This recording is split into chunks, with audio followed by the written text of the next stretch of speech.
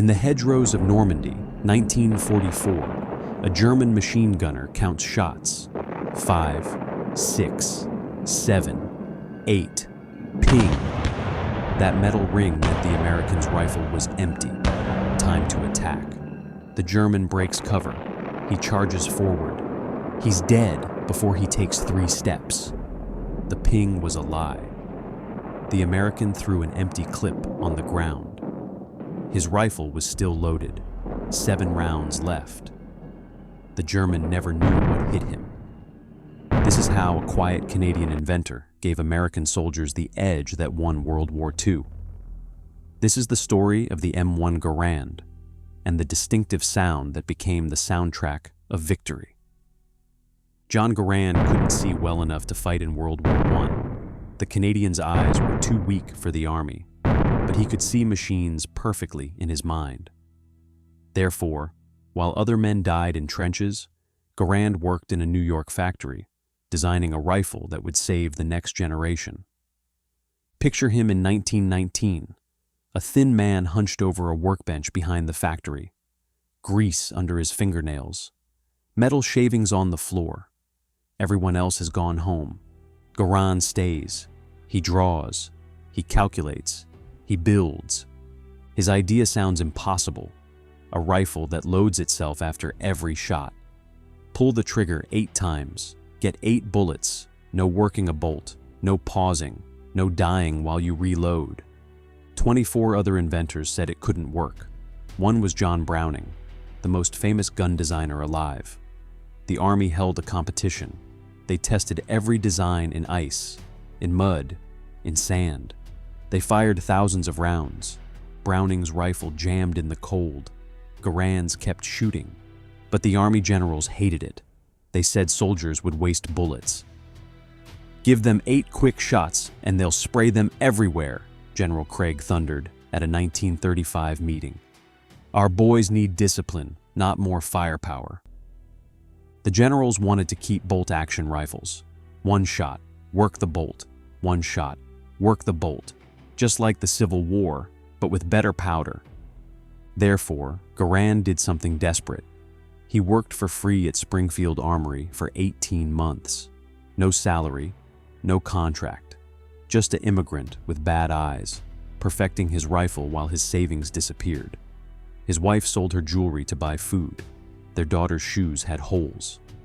Finally, in 1936, one general changed everything. General Douglas MacArthur slammed his fist on the table. "Enough!" The year was 1936. The room went silent. MacArthur stood up, all 6 feet of him. His jaw was tight. His eyes burned. "The Germans are building a new army. The Japanese are taking China. And you want to send our boys to fight with grandfather's rifle?" The cost was the problem. Each M1 Garand cost $83. That's $1,700 in today's money. America was broke. Soup lines stretched for blocks in every city. A quarter of the country had no job. Congress said no.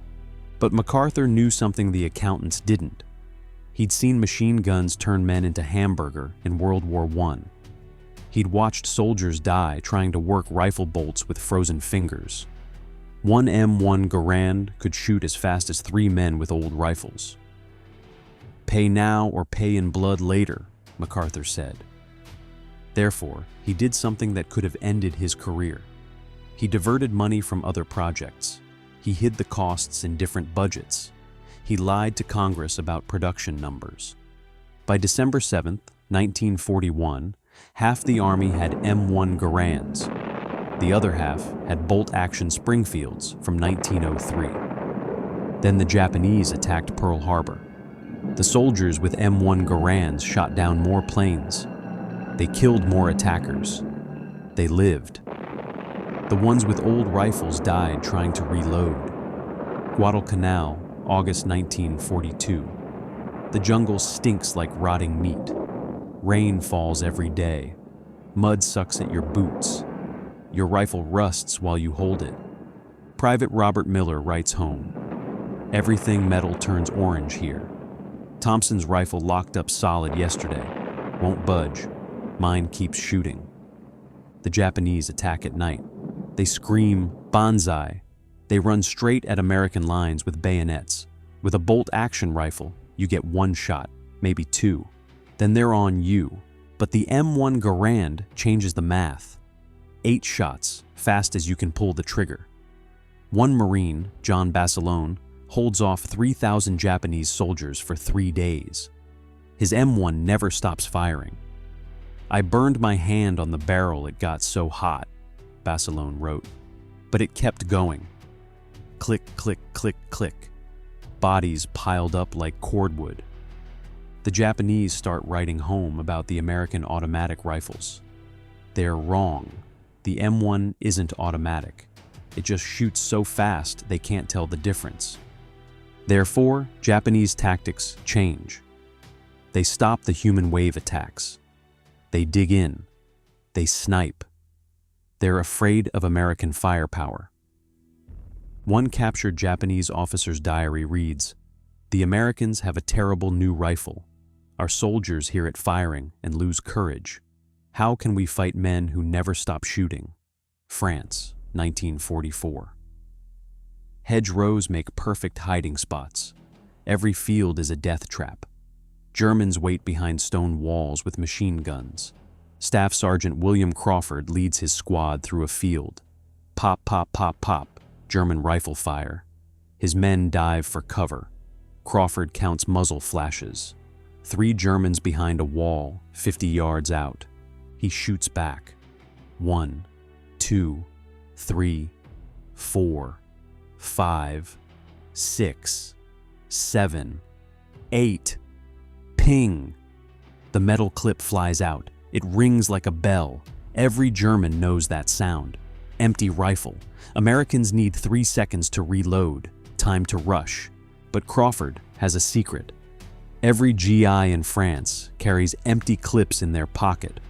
Not for ammo, for deception. Crawford throws an empty clip against a rock. Ping! The Germans hear it. They think he's reloading. They stand up to charge. Crawford's rifle is already loaded with a fresh clip. He shoots 3 Germans in 2 seconds. They never make it over the wall. "We turned their training against them," Crawford explained later. "They taught their boys to listen for the ping. So we gave them pings, as many as they wanted, right before we shot them." A German soldier's letter home, found after the Battle of the Bulge. "The Americans have a devil's rifle. It sings when empty, but the song is a lie. Friedrich died because he believed the song. I will not." Here's what the generals never understood. Wars are math problems written in blood. A German soldier with a Kar 98 Ka bolt-action rifle, 15 aimed shots per minute, maximum. An American soldier with an M1 Garand, 40 aimed shots per minute, minimum. Do the math. 1 American squad equals 3 German squads in firepower. In a 10-minute firefight, Americans put 400 bullets downrange. Germans manage 150. But it's not just about bullets, it's about fear. German Sergeant Hans Müller, captured in 1945, told interrogators, "You Americans fought differently. We'd shoot once and take cover. You'd shoot 8 times before we could work our bolts. It was like fighting men with machine guns. We knew we couldn't win." Therefore, German tactics changed. They stopped attacking American positions directly. They used more artillery, more mines, more ambushes. They were afraid of American rifles. By 1945, America had made 5.4 million M1 Garands, more rifles than there were soldiers to carry them. Patton called it the greatest battle implement ever devised. The Russians studied captured M1s and built the SKS rifle. The Germans built the G43. Everyone copied Garand's idea. Today, no army uses bolt-action rifles. Every military rifle shoots as fast as you pull the trigger. All because one immigrant with bad eyes refused to give up. John Garand never got rich. He gave his patent to America for free. no royalties, no bonuses. While government contractors made millions, Garand kept his government salary, $5,500 a year. "They're not my rifles," he said in 1953. "They belong to the boys who carried them." Private First Class Tony Vaccaro carried his M1 through France, Belgium, and Germany. After the war, he became a famous photographer. He kept his rifle for 60 years. "This rifle was my life," Vaccaro said. 8 pounds of wood and steel that meant I'd see tomorrow. You don't forget that. You don't sell that. You keep it forever. Garand lived until 1974. He spent his last years in a small house in Massachusetts. Every week, veterans would knock on his door. They wanted to shake his hand. They wanted to say thank you. One veteran, missing his left arm, told Garand, "I'm only half a man now, but I'm alive because of your rifle. The German who shot me didn't get a second chance. Your rifle made sure of that." Listen to any World War II veteran talk about combat. Eventually, they'll mention the ping, that metallic ring of an empty M1 Garand. They smile when they hear it, even 70 years later. It's not just nostalgia, it's the sound of survival. Every ping meant 8 Germans didn't shoot back. 8 Japanese didn't charge.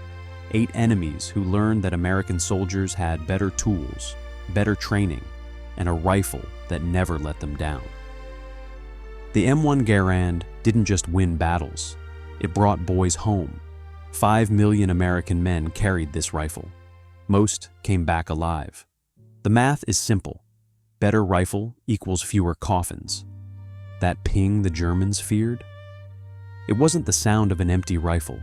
It was the sound of American engineering, the sound of immigrant ingenuity, the sound of a democracy that could outproduce and outfight anyone who threatened it. Some weapons win battles. The M1 Garand helped win a war. And for every GI who carried one through hell, it wasn't just a rifle. It was 8 rounds of hope, wrapped in wood and steel, with a ping that meant you lived to fight another day. If you enjoyed this story, hit subscribe for more fascinating World War II historical deep dives every week. Thanks for watching.